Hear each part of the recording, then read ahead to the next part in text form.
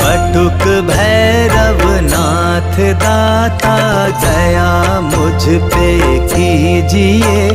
मैं द्वार पे प्रभु आ गया, अब शरण मुझको लीजिए।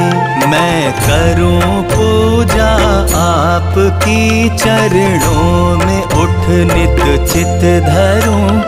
अज्ञानी हूँ अति दीन हूँ, सदा ज्ञान मुझको दीजिए।